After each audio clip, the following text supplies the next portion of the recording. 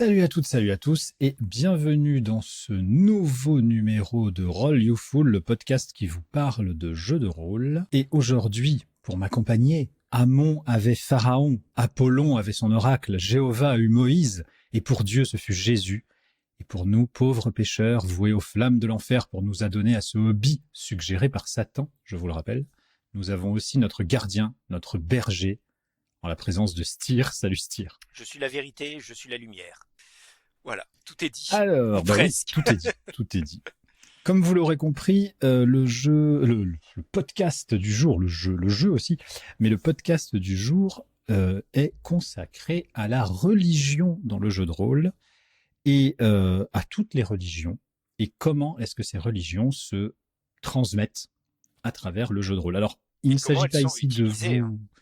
Et oui, il ne s'agit pas ici de vous convertir à une religion. Surtout les religions des jeux de rôle, on va voir, elles sont... Voilà, surtout les religions des jeux de rôle, merci bien. Mais de toute façon, c'est pas notre genre. Mais c'est surtout, évidemment, pour vous parler des jeux où la religion est extrêmement importante. Alors, évidemment, tout de suite, immédiatement, quand on parle religion, et pour faire un lien avec notre podcast précédent, allez l'écouter, eh bien, j'ai envie de parler de RunQuest. Commençons par là. Alors, avant RunQuest, et on va commencer par là, avant RunQuest, il faut bien avoir en tête que quand on regarde vraiment les plus anciens, et bon, RunQuest est quand même déjà très ancien, la religion, c'était un artifice. Hein. Si vous regardez Donjons et Dragons, le prêtre, on sait même pas en quoi il croit. Hein. On sait juste qu'il a des pouvoirs de soin parce que la religion, c'est bien. Hein, c'est une sorte de pseudo-christianisme un peu voilé qui va après se mélanger à une forme de mythologie où on va voir les dieux du bien, les dieux du mal. Le prêtre étant gentil, les dieux du mal et les divinités qui sont présentées sont plutôt en fait des sortes de super-héros. Qui ont des pouvoirs qu'ils peuvent transmettre aux joueurs. La cosmologie dans les univers médiévaux fantastiques traditionnels, même encore aujourd'hui, quand vous regardez Royaumes oubliés, voilà, même les univers qui sont perçus comme étant qui sont intéressants, comme par exemple celui de Planescape, voilà, on sent que c'est vraiment le point le plus bas, j'ai envie de dire, du principe de la religion. Sachant qu'en plus, dans Donjons et Dragons, si vous prenez vraiment le tout premier Donjons et Dragons et où on peut jouer donc le clerc, quand vous regardez les dessins, la description du clerc, c'est un type avec une tonsure, un marteau et un bouclier. C'est le prêtre militant. Hein. Il y avait pas de paladin à proprement parler. Et en fait, d'ailleurs, ça a posé problème parce que lorsque le paladin est sorti, quid du prêtre? Oui, voilà. Qu'est-ce qu'on en fait, et c'est là où ils se sont sortis forcés de rajouter enfin tout bazar. Donc, par contre, effectivement, il va y avoir un jeu de rôle qui lui va vraiment poser la question de la religion et de la place de la religion dans l'écriture de l'univers. Et c'est RuneQuest avec Greg Stanford. Alors, Greg Stanford, c'est pas un hasard, c'est parce qu'en plus, lui s'est vraiment s'est intéressé à ce sujet-là. Et surtout, le gros mérite de Greg Stanford, c'est qu'il va pas prendre comme modèle le christianisme de Disney de Donjons et Dragons avec les gentils anges, les méchants démons.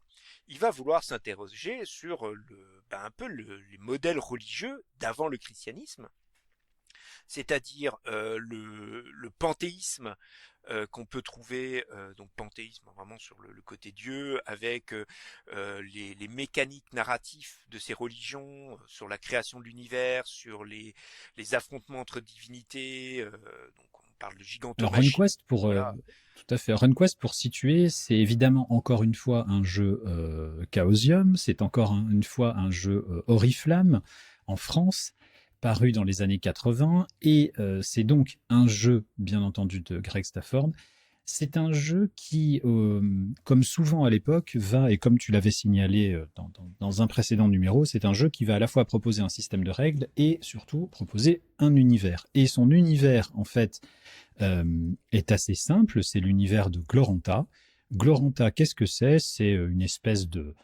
on va dire d'Europe et d'Afrique extrêmement mélangées, compressées, massacrées dans tous les sens du terme, avec deux énormes continents. J'ai envie de dire réinventés, c'est-à-dire que quand vous lisez Gloranta, vous ne trouvez pas, vous pouvez... Tout au plus au niveau de l'esthétique, vous pouvez dire, ah tiens, ça me fait penser un peu aux Mésopotamiens ou tel machin, mais vous pouvez pas dire, ça c'est la France, ça c'est machin, non, ça c'est pas du tout, pas du tout. Voilà. Il n'y a pas du tout ça. Par contre, on reconnaît les cultes. Et notamment, vous avez, alors, basiquement, vous avez sur le continent principal qui s'appelle Genertella, vous avez une entité, et ça fait un lien d'ailleurs avec Hawkmoon, dont on parlait la dernière fois, vous avez une entité de militaires, militaro théocratiques, on va dire, qui sont très clairement inspirés des Romains. Hein. Donc, ce sont les adeptes de la Lune Rouge, si je me souviens bien, les lunars, les cultes le culte de la Lune Rouge, voilà. et qui sont en train d'envahir un peu tout le monde. Le choix des mots est intéressant. On ne parle pas ici d'église de la Lune Rouge, on parle bien de culte, avec parce que le culte, c'est quelque chose qui se vit au quotidien. C'est la société de la mais Lune de toute Rouge. façon, les dieux existent. Voilà, Hein. les dieux Il n'y a pas de doute, les dieux sont là, ils existent, ils sont présents. Et en face, vous avez le dieu, vous avez une espèce de résistance, entre guillemets, qui représente clairement les Celtes qu'on connaît, donc avec les tonnerre, c'est le dieu tonnerre. Voilà, dieu du tonnerre, dieu de la mort, dieu des dieux. Voilà, vous avez dit dieu pour tout. Je crois que le nom de la faction, c'est les dieux tonnerres ou un truc dans le genre, il me semble. Je crois que c'est quelque chose comme ça. Et vous avez donc, alors basiquement, ça se passe là-dessus. Et ça se passe majoritairement, en tout cas au début, les premiers scénarios sont dans la passe du dragon. La passe du dragon, c'est Alors, qui était une espèce d'Angleterre. Un anglicisme dont je me souviens parce que ça m'a valu la perte de quelques points lors d'un devoir. En fait, le mot passe n'existe pas en français, hein, c'est le col. C'est le col, oui, tout à fait. Et en fait, c'était une erreur de traduction. De voilà. C'était une erreur de traduction dans le bouquin, ils avaient appelé ça la passe. Et en fait, voilà. Mais ce qui est intéressant, c'est que ce col du dragon met en jeu en fait cet affrontement cosmologique. Et moi, ce qui m'avait beaucoup plus marqué, vraiment au-delà de cette, parce que là, tu te retrouves un peu avec un trope classique qui est le Ragnarok, hein, voilà l'affrontement. Au début. Voilà, au début. Mais par contre, très rapidement, Greg Stanford va se poser plus la question justement du quotidien et de comment ces religions, ces croyances, impactent le quotidien dans l'éducation, dans comment vos personnages vont concevoir la mort. Or, le culte de la Lune Rouge est intéressant parce que c'est un culte de la résurrection. La Lune naît, croît, meurt, etc. Avec en plus, ce qui est aussi intéressant, c'est que tu citais l'Empire romain, mais c'est un culte qui est matriarcal, c'est la Lune Rouge, avec en plus tout un truc autour de du sang, etc. Enfin, il y a une grosse réflexion là-dessus, et c'est là où tu vois vraiment un auteur qui va utiliser la religion comme un outil narratif. Et ce qui est intéressant d'ailleurs dans RunQuest, c'est qu'au début, justement, on a vraiment cette présentation, c'est pour ça que je parlais vraiment des prémices, on a vraiment dans les premiers scénarios une présentation, en gros, vous êtes les gentils, la Lune Rouge c'est les méchants, les gentils affrontent les méchants, basiquement, et puis au fur et à mesure de l'avancée des extensions, des scénarios, et de ce que lui décrit, c'est pas si évident que ça. Et la Lune Rouge, finalement, bon d'accord, le culte était complètement taré, hein, ça. Oui, mais les autres aussi. Enfin, je veux dire, je te rappelle quand même que très vite, on présente tel et tel culte comme étant le culte des dieux tonnerres, donc il y a le culte celtique, hein, plus ou moins, mélange entre celtique et viking, et en fait, on le présente au début comme donc c'est les gentils, mais enfin, c'est des mecs qui font des sacrifices humains, qui crament les gens, enfin, je veux dire, c'est assez... du coup, ça va être une véritable originalité, et il va toujours être reconnu comme tel, à savoir comme étant l'un des univers de médiéval fantasy qui sort complètement. On peut même pas d'ailleurs attribuer le terme de médiéval fantasy puisque c'est pas du tout médiéval. Fantasy, je dirais. Mais qui va être réellement original. J'ai presque envie de dire l'un des rares mondes originaux qui peut faire concurrence à ce qui va être tous les dérivés de Tolkien qui vont être édités. Et il y en a pas beaucoup comme ça. Le seul qui me vient à l'esprit en France, c'est Capharnaüm. Mais Capharnaüm qui va plutôt s'inspirer justement d'une relecture entre guillemets des croisades, mais on va rester finalement dans quelque chose de très européano-centré, hein, donc Capharnaüm. En plus, c'est un jeu à faction, donc avec tous les défauts que ça a. Contrairement à RunQuest, qui est vraiment hallucinant, même au niveau de son non-centrage, de son non-européano-centrage. Je pense par exemple, je sais pas si tu as lu l'add-on qu'ils avaient fait, enfin pas une campagne, je sais pas comment on appelle ça, hein, l'add-on Pamaltella, qui s'intéresse donc à ce continent qui est ce continent du Sud, où vous avez vraiment, ça s'inspire beaucoup de l'Afrique et puis de, on va dire, tout ce qui est mésopotamien, tout ce qui est, etc. Et où on est extrêmement indien aussi, et enfin hindou quoi, et on est extrêmement éloigné d'un quelconque européanocentrisme. C'est vraiment, il vous présente vraiment autre chose. Alors, Donjons et Dragons va essayer de faire ça avec le Royaume oublié, mais ce seront des Et régions qui ne c'est seront, raté. ouais, en fait, et en plus, ce sont des régions qui n'auront jamais de succès, c'est-à-dire qu'ils vont pas vraiment être développés. Il y aura tout au plus Al-Qadim, euh, et Al-Qadim a au moins le mérite d'essayer de, mais ils vont traiter la religion dans Al-Qadim de la même manière qu'ils traitaient la religion derrière, c'est-à-dire c'est quelque chose qui est là, mais bon, ça sert à envoyer des sorts, quoi. Voilà. C'est ça. Ça C'est ça. essaie, voilà. Au Malheureusement. lieu de faire le signe, appeler le dieu de la lumière, vous allez appeler tel djinn, tel machin, etc. Mais Mais ça revient au même. ça fonctionne pas des masses, quoi. C'est la construction de RunQuest est absolument fabuleuse parce que, alors moi j'ai fait jouer à RunQuest pendant fort longtemps et il y a cette présence de la religion qui est permanente dans tout ce que vous faites. Ça n'est jamais hors religieux, hors culte. Les dieux existent, les dieux sont là.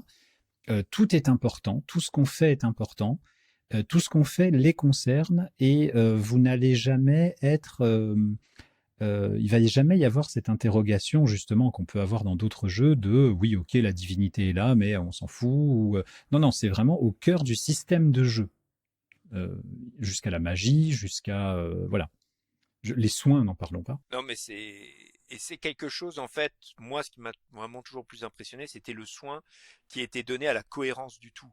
Hein, c'est vraiment, si vous voulez avoir, si vous vous intéressez, si vous dites, voilà, j'ai envie de créer un univers et je voudrais avoir une religion qui sort un peu du lot, regardez le travail qu'il a fait sur la Lune Rouge, justement, avec tout ce rapport au sang, tout ce rapport en face de la Lune, la Lune, en fait, qui est une divinité folle, hein, entre guillemets.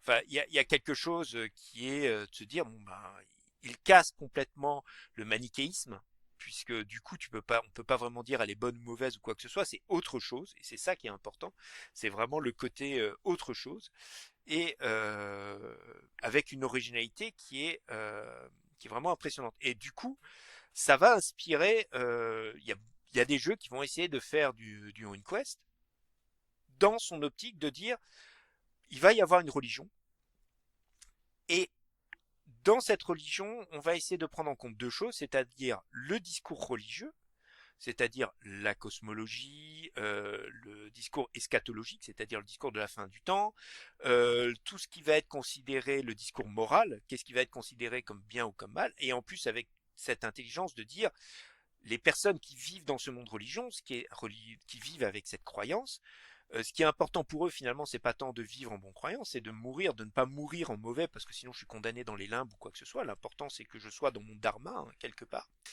et de construire des personnages autour de ça. Et il y a un jeu de rôle qui le fait très bien, j'arrête pas de vous bassiner avec, Sectaire est à deux doigts de me mettre un bâillon sur la bouche parce que j'en parle souvent. Serait-ce Fading Sun? C'est totalement Faddington, exactement. Alors, je vais pas m'attarder dessus parce qu'on en a beaucoup parlé déjà, mais dans Faddington, la religion occupe une place importante. Et quand on regarde Faddington, on a l'impression que c'est la religion un peu caricaturale, c'est-à-dire celle de l'Inquisition espagnole, qui condamne les hérétiques et qui en plus est oppressive, etc., etc.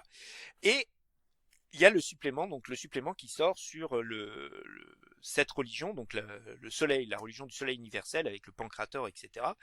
Et qui lui va poser une question qui va être extrêmement importante, c'est-à-dire d'accord, vous avez cette croyance, mais comment cette croyance structure la société et comment elle va le faire. Et là-dessus, ça c'est aussi un point qui est très important, c'est que dans Donjons et Dragons, quand vous regardez les ordres religieux, c'est souvent des trucs hyper basiques, c'est-à-dire bon bah ouais il y a une église là-bas, on prêtre, on sait même pas trop comment d'où il est, comment il a été formé, ouais, il a reçu l'appel et puis voilà.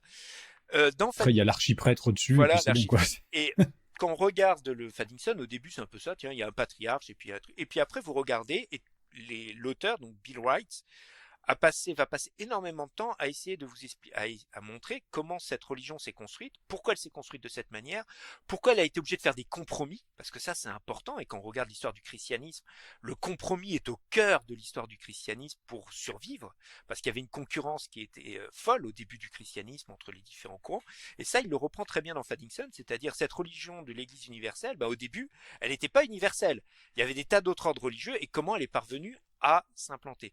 Et comme je l'ai dit pour Gloranta, si vous vous intéressez vraiment à construire une cosmologie qui soit originale, regardez la Lune Rouge. Si vous vous intéressez à comment faire une église qui soit crédible dans sa construction, dans son fonctionnement, etc., et dans son histoire, regardez Faddington justement sur ce fonctionnement-là. Il y a des choses qui sont très très bien faites et en plus c'est assez bien écrit. Voilà. Alors Je ferme ma l'avantage, parenthèse. ouais. Voilà, Non, je non, ferme non, ma non, non, parenthèse mais Faddington.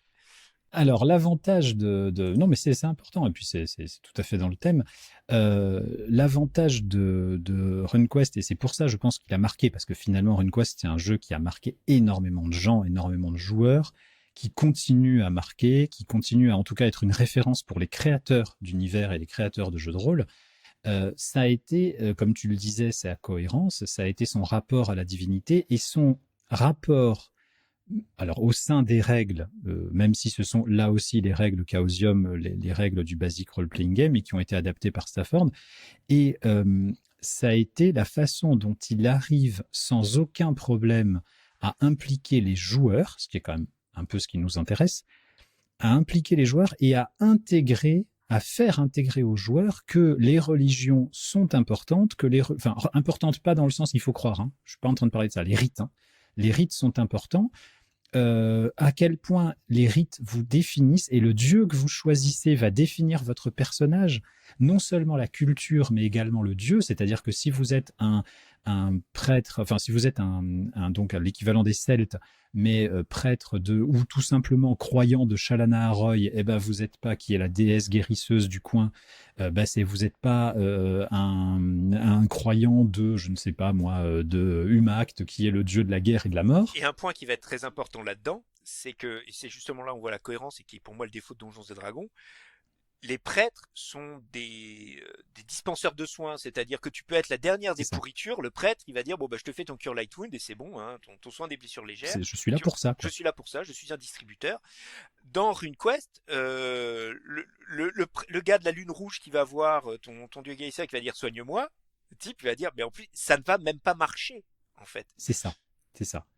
Et donc, c'est ça qui est intéressant. Et en plus, ils ont, parce qu'ils sont plusieurs à avoir travaillé dessus, ils ont réussi à rendre également, et ça, c'est quand même un tour de force, à rendre cohérent une myriade, parce que j'ai pas compté, mais il y a des dizaines et des dizaines de dieux, il y a des dizaines et des dizaines de panthéons différents. Tout ce monde existe, parce que c'est ça qui est le plus fou, c'est que tous les panthéons existent et sont là, et tous les panthéons ont le même avenir, alors que c'est peut-être pour ça qu'il a réussi à faire tenir le tout, c'est que tous les panthéons ont le même destin et le même avenir, c'est la fameuse guerre des héros, et là, qui est en fait la fin des temps, qui est le Ragnarok. Mais voilà, c'est ça, c'est pas la fin des temps, c'est attention, c'est le moment où on va régler nos comptes. Voilà, c'est une vraie apocalypse.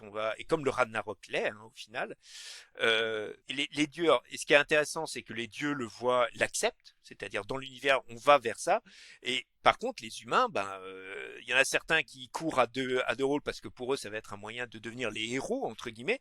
Et puis il y en a d'autres, ils subissent complètement ça, quoi. Et ce qui est fou, je trouve, c'est la cohérence, qu'il ait réussi à faire tenir tout ça, parce que vous pouvez jouer, enfin, je précise juste un peu, mais vous pouvez jouer, donc comme tu disais, donc ce culte, un lunar, qui va être adepte du culte de la lune rouge, qui va être quelqu'un donc c'est un culte extrêmement sophistiqué, très moderne, avec des tas de rituels de partout. Et à côté, vous pouvez jouer, et avec la même qualité de jeu, j'ai envie de dire, un adepte de Telmor, qui est un espèce de dieu loup à moitié animiste, de type habillé en peau de bête, qui sont l'équivalent des Pictes, en gros, de notre image qu'on a des Pictes, et qui sont des espèces de types qui sont dans la forêt. Et vous pouvez jouer les deux sans aucun problème, et avec la même qualité de jeu, je veux dire. Et ça, c'est quand même assez rare dans les jeux de rôle, pour être souligné.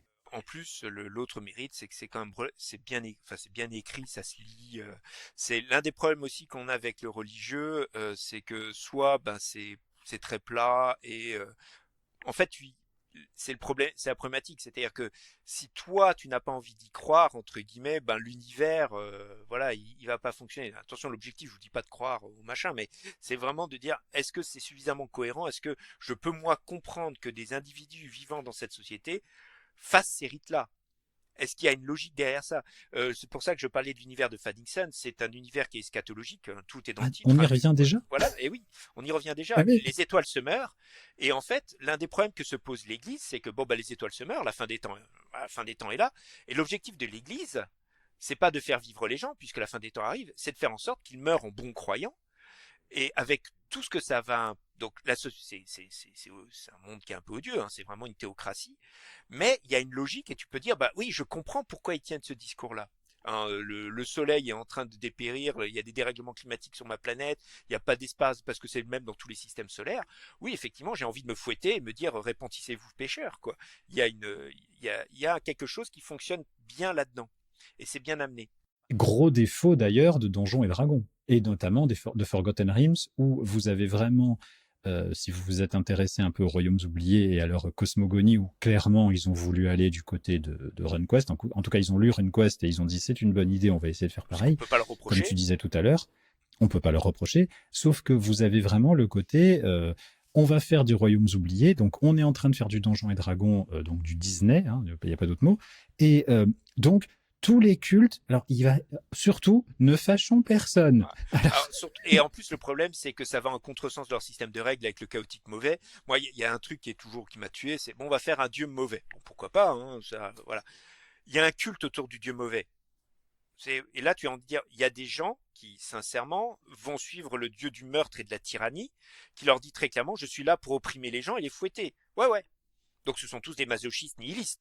Non, pas forcément. Mais ça tient pas la route, votre truc. ça tient pas la route. Et c'est étant la. L'avantage dans l'appel de Cthulhu, c'est que quand tu es dans le culte de Cthulhu, de trucs comme ça, c'est que tu es déjà complètement Oui, givré, quoi. les personnages sont fous et c'est vendu comme tel. Et ça nous permet donc de rebondir sur ce qui va sortir entre guillemets des schémas classiques, parce que bon, RuneQuest est très bien écrit, mais c'est un schéma religieux assez classique. On a dit, on reprend du Ragnarok, on reprend là-dessus. Il le fait très très bien. Fadingson, c'est hyper classique puisqu'il reprend le christianisme matiné de tas d'autres choses. Mais on va avoir d'autres jeux de rôle qui vont essayer d'apporter des religions extrêmement différentes.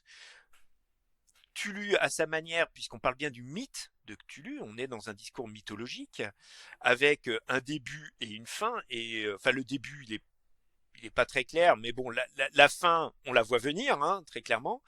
Et d'autres jeux qui vont eux s'inspirer de d'autres systèmes de croyances qui vont. Alors, on sent que de temps en temps, ça va être des emprunts parce que tiens, ça fait original et on va reprendre ça et bon, ça fonctionne plus ou moins bien, et d'autres pour lesquels c'est le propos. Je pense notamment par exemple à la légende des cinq anneaux, où on est dans un système oriental, et du coup la religion, alors ça reprend tout.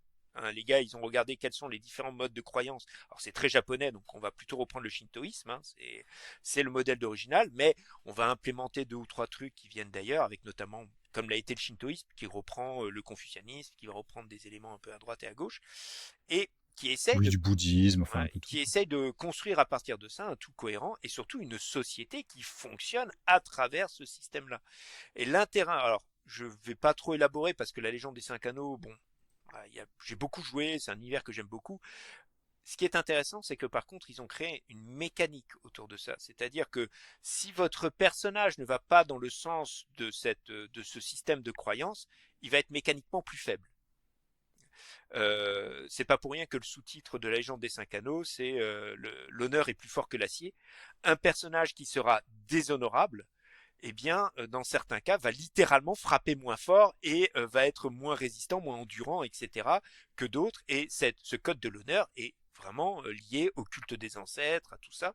Et donc, on va avoir des jeux de rôle qui vont intégrer de plus en plus dans leur mécanique de jeu ces systèmes de croyances. Alors, c'est un peu artificiel puisque ça force quand même vraiment ça pousse le joueur en disant, bah écoute mon gars, tu veux survivre, tu fais un personnage du clan de la grue, t'as combien en honneur? Un. Bon bah désolé, t'as beaucoup moins de points de vie. Ah, tu veux faire un gars du clan de la grue, il faut que tu sois honorable. Ah, ah, Oui, mais c'est pas idiot c'est pas, voilà, c'est, pour impliquer les joueurs. ça pousse le joueur à comprendre. Bah, qu'est-ce qu'il faut que je fasse pour être honorable? Ah, il y a le culte des ancêtres, il y a la loyauté envers mon seigneur, il y a le respect lié au kami, au miko-kami et tout le bazar. Ok, d'accord, je vais aller dans ce sens-là. Et du coup, ça va pousser à intéresser un qui est foncièrement, si tu es pas un peu curieux de dire comment fonctionne l'animisme, du coup, tu as intérêt à l'être parce que sinon, ça va pas pouvoir Tu vas fonctionner. passer à côté, Voilà. ouais. Ouais. Alors, il y a un autre jeu là-dedans, et celui-là, je voulais ouvrir une parenthèse parce que c'est en plus tout le propos du jeu qui est Nobilis. Je ne sais pas si tu en avais entendu parler. Jamais. Alors, Nobilis, c'est un petit jeu, hein, vraiment, qui est sorti à cette époque où on est au tournant des années 2000. On essaye de faire des jeux de rôle très différents et c'est le moment où on va voir apparaître euh, des jeux de rôle sans règles, par exemple. Donc, on pense notamment à Ambre. Et dans Nobilis, littéralement, vous jouez un dieu, hein. Et par contre, le principe de Nobilis, c'est que il y a un dieu pour chaque chose. Il y a un dieu pour le temps, il y a un dieu pour les minutes, il y a un dieu pour les secondes, il y a un dieu pour les fleurs, etc., etc. Et donc vous allez être l'impérator d'un concept, hein. Les divinités s'appellent l'impérator et c'est voulu par l'autrice parce que c'est vous qui fixez les règles de ce concept-là. Donc il va avoir par exemple un dieu des fleurs et Sectaire ici présent va se retrouver dieu des jonquilles. Et il va avoir tout le contrôle sur ce que les jonquilles. Mais dans un concept, ça va pousser très loin parce que par exemple, s'il y a une famille noble qui a sur ses armoiries des jonquilles, tu vas avoir un contrôle symbolique sur cette famille-là. Et tout le jeu des joueurs, ça va être justement de d'étendre leur influence, de jouer un peu là-dessus, c'est-à-dire là, c'est le principe inverse, c'est pas moi qui vis avec mon culte, avec un dieu qui est joué par le meneur de jeu, c'est moi la divinité et comment je vais faire en sorte que mes croyants, que voilà, développent comment tu vas étendre l'influence de la jonquille à travers le monde, quoi. Et Ce qui est très important quand même. voilà, qui est très important. Alors Nobilis en plus c'est un univers qui est très brancre, très baroque parce que toutes ces divinités vivent dans une sorte d'arbre-monde, donc très inspiré de l'Yggdrasil nordique, avec d'un autre côté le gros problème, leur grand ennemi à eux, c'est la perte du sens. C'est l'entropie, et pas l'entropie matérielle, c'est vraiment l'entropie un peu spirituelle, c'est-à-dire que c'est la perte du langage. Je sais plus où j'avais lu ça, je crois, il me semble que c'était Neil Gaiman ou Warren Ellis qui faisait dire la magie est une maladie du langage, ce qui est très joliment dit. Et ici, c'est un problème. Si la jonquille finalement ne désigne plus la fleur, etc., toi tu disparais en tant que divinité. Et cette puissance-là est incarnée, ça représente l'antagonisme de cet univers-là. Et Nobilis était très intéressant. Alors, difficile à jouer, évidemment, plutôt pensé pour des petits groupes, hein, 1 ou 2, 3 joueurs, et très axé finalement sur du politique, puisque l'objectif ça va être ça. Et puis Que de l'influence, voilà. puisque tu es divin, donc ça n'a pas de sens de lancer des dés pour faire des dégâts. Et comment tu vas gérer la divinité du géranium, quoi. Voilà, hein, c'est bon. Je donnais cet exemple-là. Donc le Nobilis était intéressant parce que justement, il mettait les joueurs à la place, finalement, de l'entité normative et comment elle va, elle vit à travers ça, comment elle agit. Qu'est-ce que tu es Dieu maintenant? Qu'est-ce que tu fais, quoi? Ce qui pose des questions différentes. Et ce qui est intéressant d'ailleurs aussi, de voir qu'il y a, bon, alors il y a ce jeu-là, moi je connaissais pas du tout celui dont tu me parles, mais ça me renvoie aussi à qu'est-ce qu'on fait quand on est une entité puissante, ce qui permet de faire le lien avec un autre jeu où on ne joue toujours pas des humains, mais on joue des séides des deux antagonistes, à savoir Innomine Satanis Magna Veritas. On revient sur Croc, évidemment, et où là on parle. Alors là, on a les deux pieds dedans, hein. Si vous avez lu De bons présages de Neil Gaiman et de Terry Pratchett, ou si vous avez vu la série qui est passée récemment, c'est exactement ça. C'est-à-dire, il y a les anges existent, les démons existent. Il y a une guerre éternelle entre l'enfer et le paradis, et la terre est au milieu de tout ça, et les démons et les anges d'ailleurs sont envoyés sur terre pour se faire la guerre sur terre. Et mais alors une guerre évidemment cachée, secrète, larvée, en train d'influencer. Puisque l'enjeu ce sont les âmes, hein, puissants. c'est-à-dire vraiment, on revient toujours un peu à ce discours qui est très important dans la religion, qui est c'est pas tant les humains qui sont importants, ce sont leurs âmes. Donc l'important c'est pas tant qu'ils vivent en bons chrétiens, bons musulmans, bon ce que vous voulez. L'important c'est qu'ils meurent en bons chrétiens, bons musulmans, etc. Donc il faut sauver leurs âmes. Il faut sauver leurs âmes ou au contraire les piquer. Voilà, les piquer. C'est-à-dire que chacun va voilà. Et après, s'ils meurent accidentellement, c'est pas très très grave. L'important c'est qu'ils soient morts correctement, c'est ça, quoi. C'est ça. Et donc c'est évidemment du croc. Donc c'est évidemment un foutoir et c'est fait au vitriol, hein, comme on dit. Enfin surtout la première édition. Moi je n'ai lu que la première édition. Oui, la première édition qui est rapidement devenue la seconde édition. Donc bon, et Ah, peut-être ouais, alors. et la différence de la seconde édition, c'est que bon, c'était un peu plus propre entre guillemets, c'était les formats étaient un peu plus carrés, etc. Et surtout, ben, t'avais le supplément que tout le monde avait attendu, qui était le Scriptarium Veritas, qui décrivait en fait Ah, bah, tout. c'est ça que j'ai lu. Voilà, le Scriptarium Veritas, qui était donc le bouquin qui présentait tous on va dire toutes les figures d'autorité, les archanges et les princes démons. Et alors, ce qui était intéressant et ce qui avait fait dire à une personne qui était très calée sur l'histoire des religions, il a dit mais c'est pas possible, ce type a lu les écrits gnostiques, c'est-à-dire qu'on n'est pas du tout dans une approche manichéenne. Les archanges sont des salauds, les princes Ah, démons ne sont complètement. pas tous des salauds, et en fait ils sont beaucoup plus définis finalement par la manière dont le monde les a façonnés. Alors, ce qui est intéressant là-dedans, ce qui est intéressant, très intéressant, je trouve là-dedans, c'est, donc, comme tu dis, sur ces salauds qui sont un peu partout, et puis ces mecs sympas ou ces nanas sympas, enfin ces anges sympas et démoniaques un peu partout, tu le retrouves énormément depuis quelques années, depuis une trentaine d'années à peu près, dans alors effectivement dans le jeu de rôle, dans la bande dessinée. Tu le retrouves également dans les séries, et je pense notamment à des séries, je ne sais pas si tu as vu, il y a une série qui s'appelait The Good Place. J'ai juste ouvert une petite parenthèse sur The Good Place parce que ça permet de faire le lien aussi sur ce qui est dit, c'est que The Good Place s'intéresse vraiment à la question de comment être quelqu'un de bien. C'est une série Ah qui oui, pose énormément oui. de questions philosophiques et qui donc ramène quand vous créez un univers de jeu de rôle, comment les personnes qui vivent dans votre univers se comportent comme des croyants s'il y a un système de croyances et pourquoi ils sont incités à le D'ailleurs, The faire. Good Place pourrait complètement être un scénario d'Innomine Satanis Magna Veritas. C'est très très drôle d'ailleurs. Ça T'as serait... le sens de l'humour qui va avec. Alors on va pas trop en parler parce que The Good Place, tu parles d'un truc, tu fais un spoiler, hein, donc c'est pas la peine. Regardez-le, c'est vachement bien. C'est une question qui est actuelle. C'est-à-dire que, j'en veux pour preuve, il y a également un dessin animé qui est sorti qui s'appelle Hotel Has-Been, qui est sorti sur Prime, où c'est exactement la même problématique, c'est-à-dire c'est une démone qui ouvre, qui est la fille de Lucifer, donc je veux dire c'est Pas quand même la n'importe fille qui. du... Voilà. C'est pas n'importe qui, et en fait elle ouvre un hôtel en enfer, où elle veut accueillir des âmes qui ont fait le mal, pour qu'elle se rachète et qu'elle puisse partir au paradis. Et en fait, on se rend compte que au paradis, il y a des enfoirés, que en bas aussi, il y a des enfoirés, et que tout n'est pas blanc ou noir comme on a voulu nous le faire croire. Et effectivement, ça, c'est une vision. Ces visions-là, Innomine Satanis, etc., ce sont des visions qui sont qui sont humanistes, en fait, qui mettent Humaniste l'humain au cœur du et truc. aussi on en revient toujours à ce qu'on disait, c'est-à-dire que Et anticlérical. voilà, bon anticlérical et qui sont en plus dans l'air du temps, c'est-à-dire que tous ces auteurs sont des auteurs qui sont passés par les années 70-80, on va pas revenir sur le mouvement punk, mais c'est le côté nos futurs, c'est-à-dire bon bah ouais, la vie éternelle? Non. Non, c'est pas ce que vous croyez les amis, hein. On va vous expliquer comment ça se passe. Je me souviens toujours je crois que c'était dans un album de Planetary, donc la BD Planetary de Warren Ellis. Alors, Warren Ellis c'est un auteur très sulfureux malheureusement avec ça, mais honnêtement, lisez Spider Jérusalem et Planetary, regardez. Et dans Planetary, en fait, à un moment donné, t'as un moment où t'as des savants qui racontent qu'ils ont compris que le paradis existe, mais en fait, les âmes étaient utilisées comme carburant par les anges pour faire un truc. Et ils ont découvert que le seul moyen d'éviter de ça, c'est de mourir dans une explosion nucléaire. Donc les gars, t'as les meilleurs savants de la planète qui, lorsqu'ils sentaient leur vie approcher, partaient dans un coin où ils se réunissaient et ils se faisaient sauter dans une test d'armes atomiques. Comme ça, ils étaient sûrs que leur âme n'était pas réutilisée.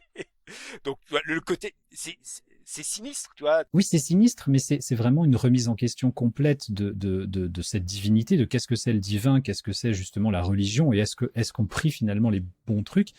Et je te fais le parallèle parce que je trouve qu'il est intéressant avec justement les questions actuelles. Je ne sais pas si tu as regardé The Boys, la Oui. série Alors moi, qui est c'est le tirée du comics. comics, C'est pas le boys, moi, c'est le comics que j'ai comics, puis la série, et en fait c'est exactement pareil. C'est-à-dire que ce sont des dieux sur Terre, hein, les super-héros sont des dieux sur Terre, et en fait non, c'est des gros enfoirés. Alors The Boy, moi j'ai beaucoup aimé parce que bon, ce qui est très intéressant dans The Boy, c'est surtout la caractérisation des personnages qui sont vraiment, voilà, ils sont truculents. Il y a Mais pas, on est sur la même voilà, on est sur la problématique.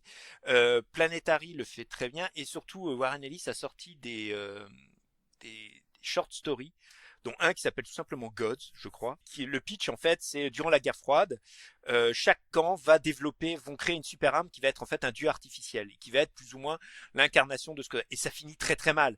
Et par exemple, le dieu artificiel des Américains, ça va être le G.I. Joe absolu, qui ne rêve que d'une chose, c'est de mourir parce que voilà, sa vie est ignoble.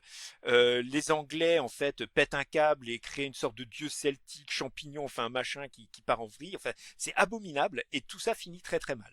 Bon, c'est du Warren Ellis, c'est du Warren Ellis pur sucre. Par contre, si on en revient au jeu de rôle, on arrive en fait. Bon, je parlais de Nobilis parce que Nobilis pour moi c'était vraiment le seul qui avait osé dire bah voilà, en fait on va vraiment vous faire jouer le dieu, on va vous faire réfléchir à ce qu'est un dieu.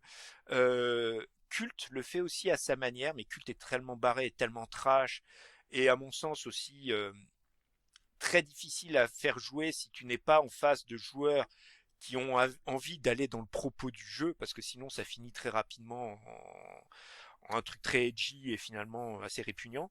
Comme Bloodlust. Hein. Ouais, comme Bloodlust. C'est un univers Croc, mais qui va être repris ensuite. La dernière édition, c'est Croc a donné sa bénédiction. Les gars ont ressorti une édition qui est très très bien.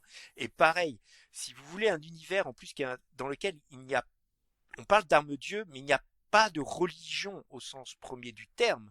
Hein, il n'y a pas de, c'est pas un univers athée, mais c'est un univers dans lequel il n'y a pas de système divin qui est cohérent. Et ça, par contre, c'est important. Il est très cohérent. Lisez la dernière édition. Hein, c'est un gros pavé. Je crois que c'est les éditions Chagall, il me semble, un truc dans le genre, du Chaga. Ça se trouve encore, et c'est très très bien écrit. C'est vraiment l'univers mérite le coup d'œil. On en reparlera beaucoup plus, je pense on fera une émission sur Croc, parce qu'il le mérite amplement, le monsieur. Et oui, tout à fait. Mais à nouveau, j'avais un peu creusé vraiment sur sur ce truc. Très souvent, la religion est un outil qui est utilisé pour construire l'univers, mais c'est rarement un outil avec lequel on joue. Et sauf pour en tirer des bénéfices mécaniques. Donc, on parlait de la légende des 5 anneaux ou du prêtre qui va faire son ultra-soin. Mais à part RuneQuest, à part Nobilis, à part Fadinson, c'est pas voilà, c'est rarement un outil. On sent que c'est souvent quelque chose qui est placardé. Ou qui est vu comme une sorte d'antagonisme un peu facile parce que l'église méchante. Alors là où par contre c'est utilisé de façon très douce. Alors le jeu est doux. Alors tu vas voir où je veux en venir. Le jeu a une certaine forme de douceur. Donc du coup, l'église qui est décrite à l'intérieur a aussi une certaine forme de douceur, forcément. C'est Pendragon, qui est toujours chez Chaosium. Alors je suis vraiment désolé, hein, je suis abonné à Chaosium, hein, mais bon. Pendragon, moi je l'ai souvent classé dans une sorte d'exercice littéraire, c'est-à-dire est-ce qu'on peut rendre jouable le mythe arthurien. Et ils le font très bien parce que tu dis que c'est du chaosium, mais par contre le système de règles a été profondément réécrit pour Tout à fait. permettre Mais t'es pas perdu. Voilà, t'es pas perdu, c'est le système pourcentage, etc. Mais t'as les systèmes des vertus dans Pendragon qui jouent un rôle extrêmement important et mais qui s'inscrit effectivement dans une logique. Alors d'où ça reste, c'est une logique religieuse. Alors évidemment pas dans ce que tu vas faire jouer, bien entendu, mais il y a une douceur dans le propos. C'est pas l'église méchante, on est tout à fait d'accord là-dessus. Pas du tout, il n'y a ni l'église méchante, ni il n'y a pas vraiment ce côté justement on joue un chevalier arthurien, enfin en tout cas qui veut être à la table du roi Arthur. Voilà, qui va être le parangon des vertus arthuriennes. Et la difficulté, ça va être être dans ces vertus-là. Exactement. Voilà. Et donc, en étant dans ces vertus, bah oui, vous êtes un bon catholique, par exemple, vous êtes un bon chrétien, parce qu'il ne parle pas de catholique, vous êtes un bon chrétien et vous voulez propager la voie du Christ, vous n'allez pas être un inquisiteur salaud, parce que ça ne marchera pas. Quoi. Par contre, effectivement, donc, on avait dit cette dualité en fait de la religion, c'est-à-dire d'un côté, utiliser une religion pour créer un univers, et donc lui rendre cohérent, ce que fait RuneQuest. Et puis à côté, effectivement, il va y avoir cette institution qui va être l'église ou le culte, peu importe, et dans lequel les joueurs vont être soit confrontés ou vont peut-être l'incarner. On parlait dans culte, par définition, hein, on va être confronté à ça.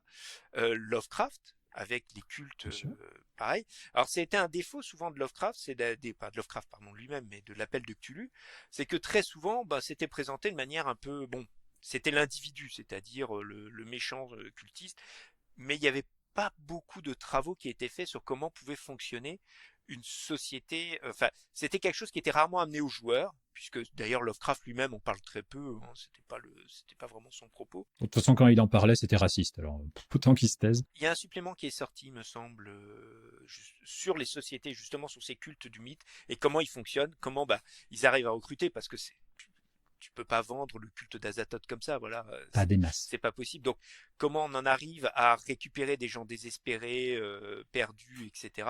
En gros, l'exploitation d'une secte, hein, faut être très clair. Hein, C'est comment ça. fonctionne C'est une ça. secte. Et ça, ils le font beaucoup. Ça a été quand même amené dans les dernières éditions de l'Appel de Cthulhu, parce que c'est vrai que c'était pas trop le propos des précédents. Il y en a un autre jeu qui le fait, on en avait déjà parlé, c'était lorsque White Wolf avait décidé de faire son monde des ténèbres, c'est-à-dire son univers, mais sans les vampires, les garous, etc. Et donc il y a un supplément qui est vraiment sorti là-dessus, mais avec une approche très clinique, c'est-à-dire on va vous exposer comment fonctionne une secte, comment elle parvient à recruter et comment elle peut aboutir à des horreurs comme Waco et compagnie, ou des trucs encore plus sordides et glauques dont on ne parlera pas ici, et pourquoi les gens y adhèrent. En fait, c'est ça. Et oui. On en revient toujours à ça. Il faut que ça soit un tout petit peu cohérent. D'accord, on peut imaginer des types qui croient en l'oignon sacré parce qu'ils sont un peu farfelus et qu'ils ont un pet au casque. Mais quand tu veux Mais il y a un moment. voilà, mais quand tu veux faire une sorte de secte millénariste qui va représenter un antagonisme pour les joueurs, ou peut-être inscrire les joueurs dedans, pour que ça soit un tout petit peu crédible, il faut l'amener. Et Ce qui est d'ailleurs une question terrifiante, parce que je comprends que les gens se posent la question. Moi, je pense, tu parlais de Waco, mais je pense à la secte du Temple solaire là, qui avait défrayé la chronique dans les années 90. À quel moment ta secte, et d'ailleurs ces jeux-là posent la question, à quel moment tu es tellement enfermé dans un système de pensée que on arrive à te faire vendre qu'en te suicidant, tu auras la vie éternelle. passage, c'est le problème, c'est que évidemment ces jeux de rôle sont sortis au pire moment qui soit, c'est-à-dire Pire. voilà, donc notamment je pense à Culte, c'est-à-dire les affaires de Carpentras, etc. Et vous imaginez bien la réaction du public lorsqu'ils sont tombés sur ce genre de bouquin où on a dit mais Ah, mon ça a été Dieu, ah magique. oui là ça a été Culte. Voilà, en plus, le problème de Culte, c'est que honnêtement, l'écriture était un peu maladroite, donc il y avait le côté, hey, regardez comme c'est edgy de le faire. Ouais, c'était un peu, Donc, ouais. C'était l'époque voilà, aussi. c'était l'époque qui voulait ça, et évidemment, ça n'est pas passé, quoi.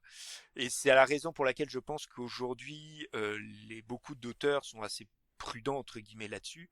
Euh, Tu m'étonnes aujourd'hui encore plus d'ailleurs, parce que va parler de religion. Moi, honnêtement, j'aimerais pas faire un jeu de rôle actuel, créer un jeu de rôle qui va parler de religion, ou alors tu le places vraiment dans une galaxie très très lointaine, il y a très très longtemps, tu vois. Ils le font, mais alors ils l'approchent d'une manière quasiment universitaire.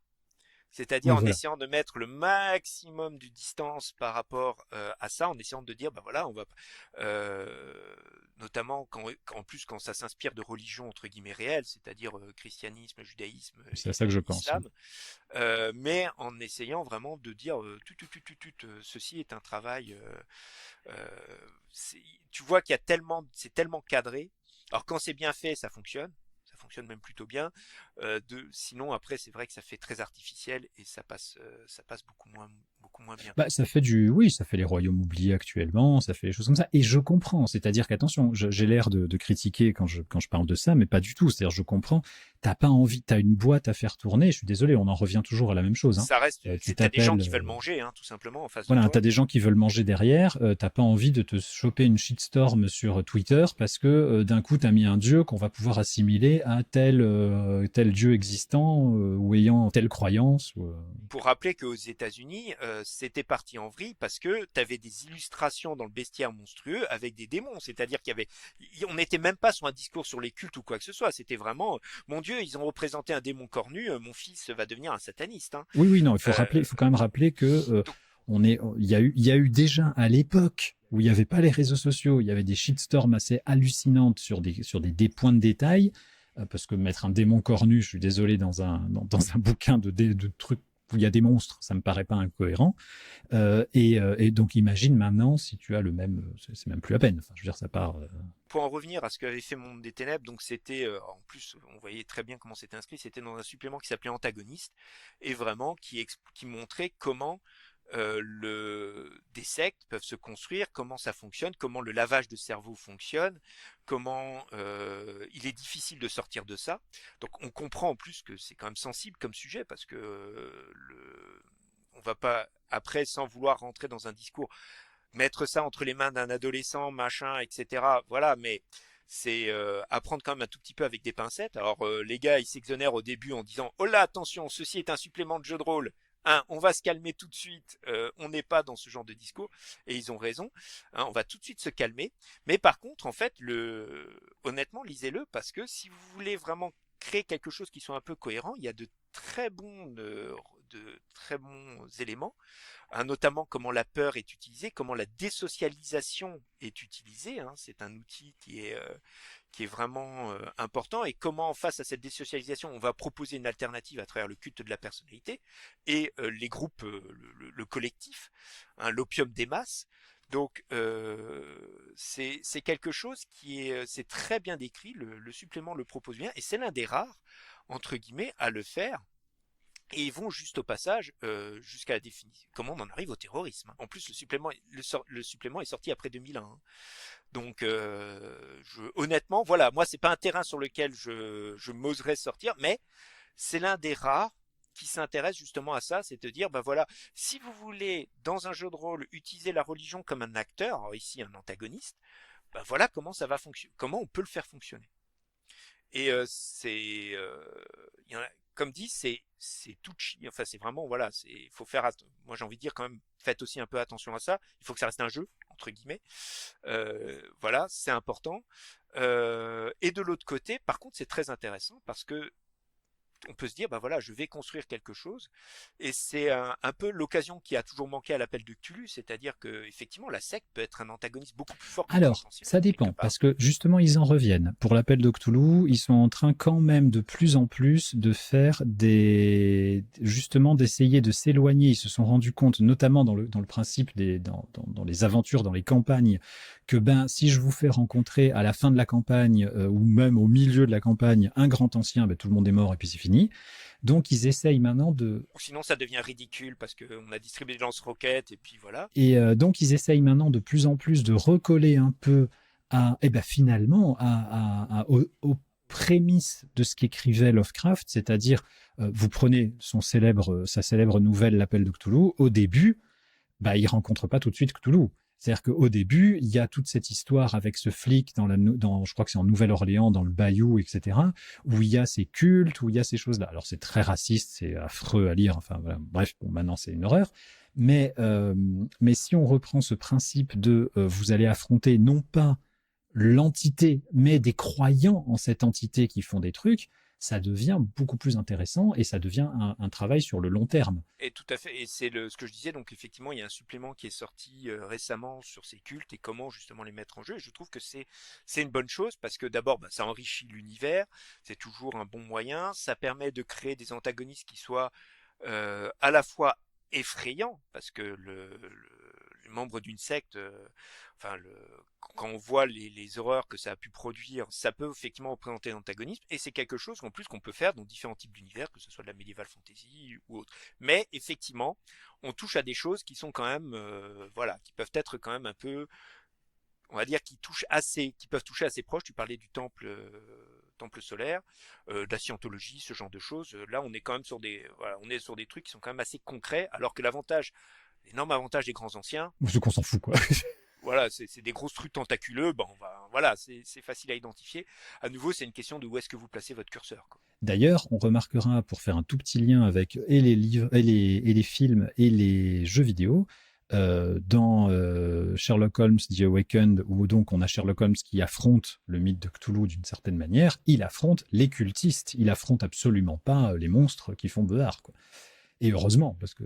heureusement, et puis alors, surtout, qu'est-ce que Sherlock Holmes foutrait ferait avec là-dedans, ça, voilà. alors que les cultistes, c'est ce que fait Sherlock Holmes, c'est une enquête, quoi. C'est ça, c'est une enquête. Et ça rend les jeux beaucoup plus intéressants. Et dans les films, je pense notamment à, évidemment, Indiana Jones, le deuxième, le temple temple sacré, le temple, je sais plus comment il s'appelle le film, enfin Indiana Jones 2, Temple maudit, bah, il affronte aussi, alors il y a un peu de fantastique, on s'en fout, mais je veux dire, il affronte des cultistes, là aussi. Avec c'est peut-être celui qui a le plus mal vieilli dans le sens du propos. C'est un Parce que peu c'est vrai dur, que c'est un peu dur, c'est un peu ouais, dur. c'est un peu dur, hein, le Un peu temple dur, c'est un maudit. peu Tintin au Congo, mais bon.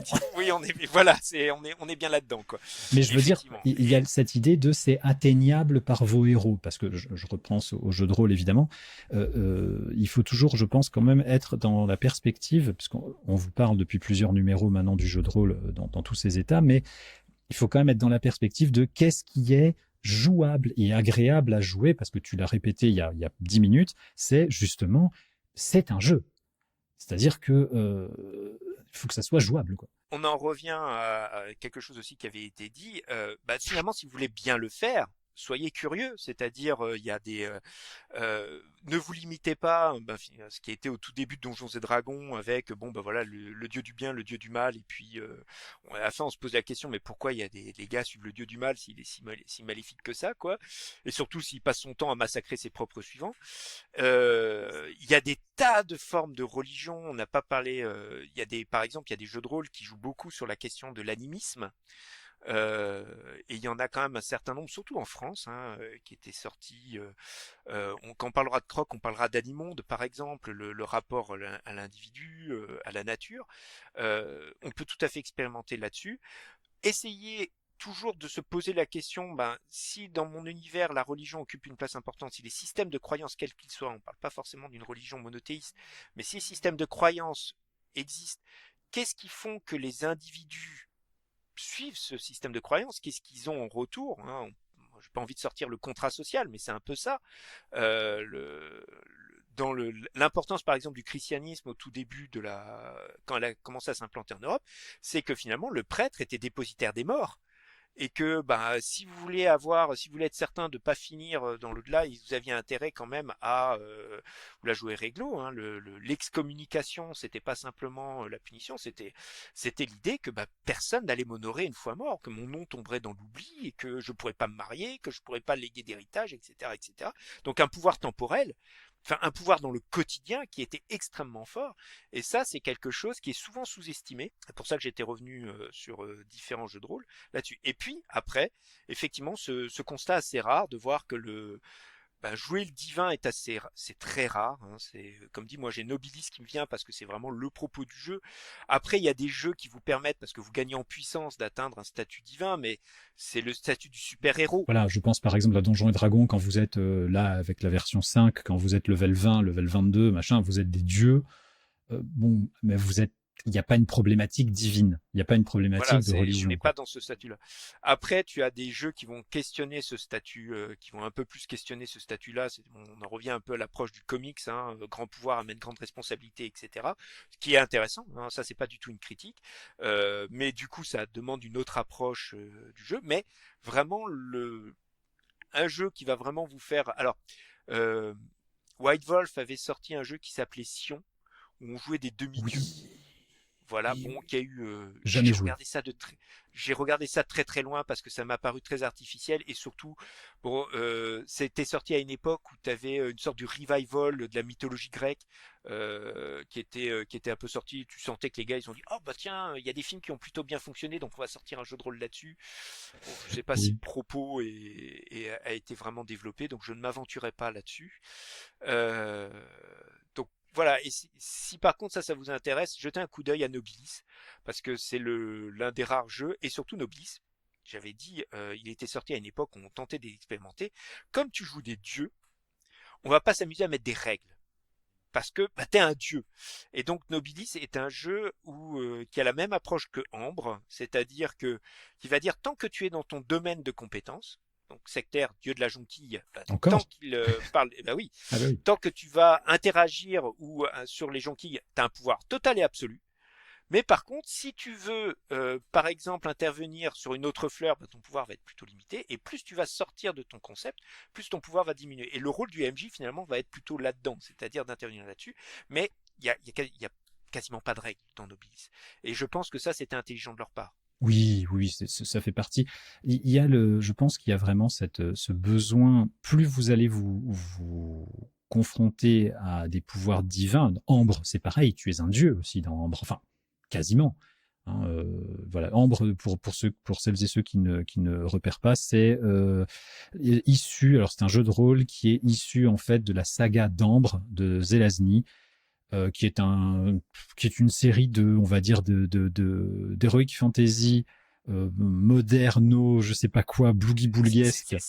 Sectaire prend. Je laisse sectaire dans cette prise de position. Je ne le rangerai pas. Alors, enfin bref, et c'est issu donc des délires LSD des années 70. Hein, je crois qu'il n'y a pas d'autre mot. Ouais, il faut présenter un peu Zelazny parce que Zelazny, c'est un homme qui a tout fait dans sa vie. Quand vous regardez la biographie de Zelazny, le gars, il a une carrière militaire. Il est devenu, je crois, instructeur d'escrime. Il a eu une carrière universitaire. Et quand vous regardez l'œuvre de Zelazny, il y a, comme pour Greg Stafford, cette même volonté de voir les différents mythes. Donc, le mythe d'Ambre, en fait, c'est 10 volumes.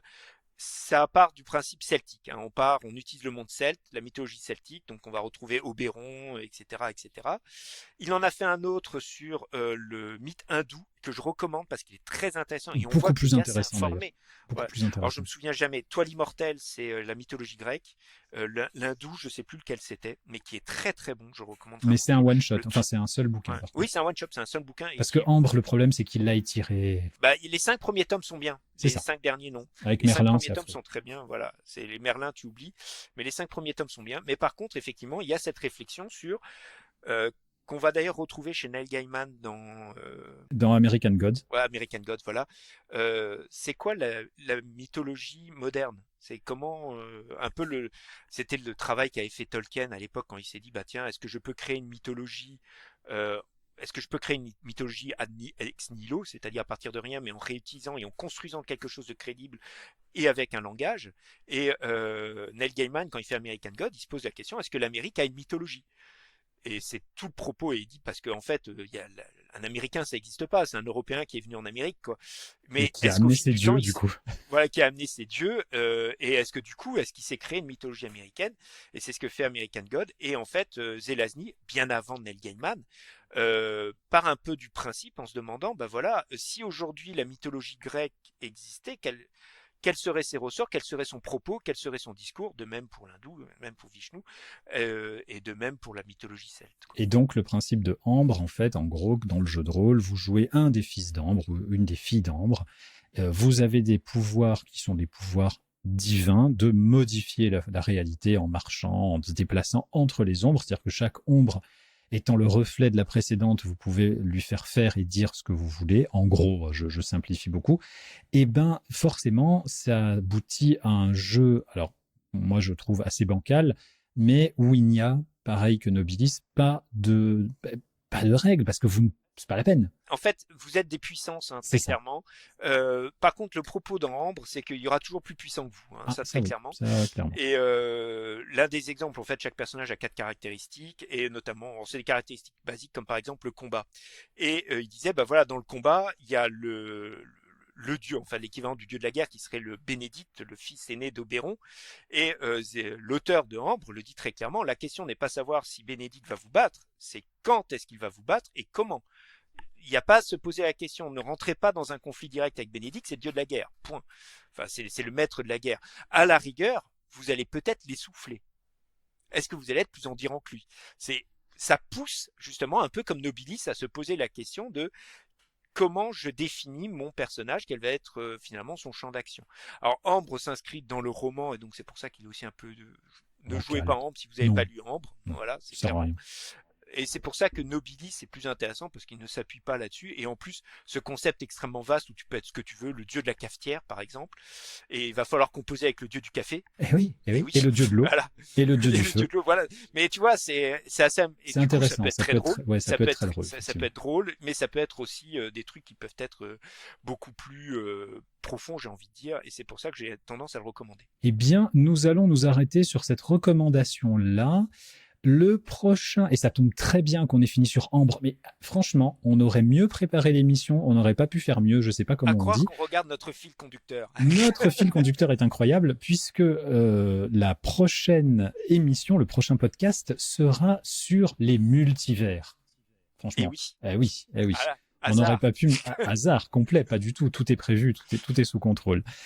Je vous rappelle que Roll You Full est une production Studio Carton C, que vous pouvez retrouver les autres productions Studio Carton C ainsi que tous nos autres podcasts sur les différents réseaux, Apple Podcast, enfin voilà, bon, de toute façon, tous les liens seront dans la description. Vous pourrez nous retrouver également sur les différents internets.